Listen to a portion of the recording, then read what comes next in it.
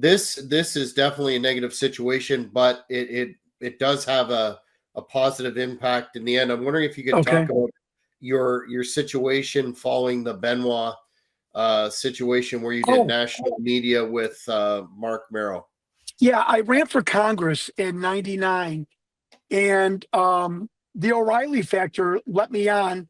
And Bill O'Reilly was so impressed, and so on and so forth, that when any wrestling related story happened nationally, Fox News, I was on the top of the call list.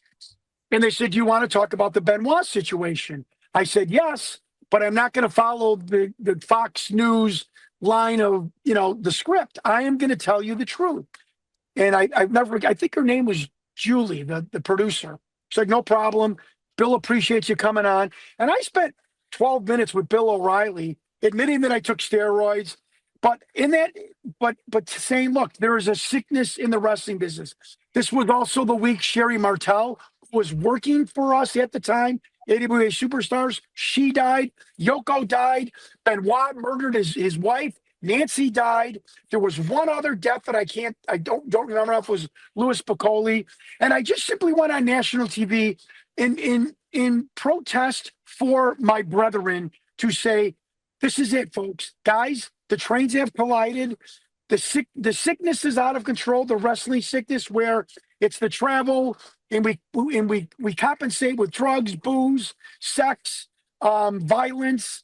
We've all been there. Roid rage is real. I said, I'm not saying that's what happened with Chris Benoit.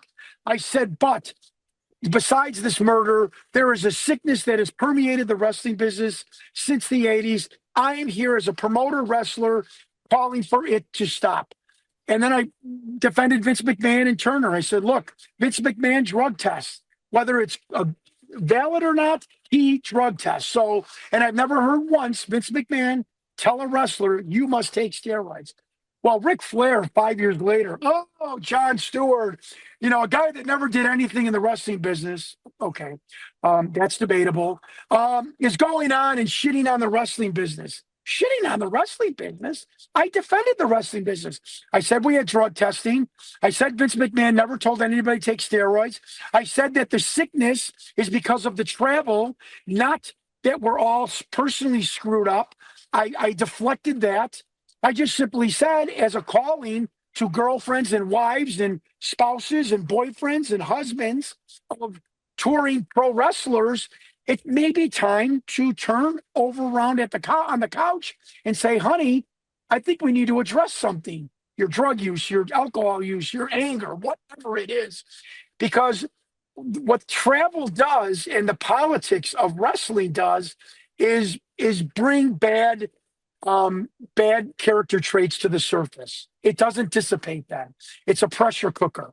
And that's all I said. And I had Ric Flair just absolutely bashing me. And it's a shame, because in Ric Flair's mind, and I'm not getting confrontational with Ric Flair, he's one of the reasons I got into the wrestling business.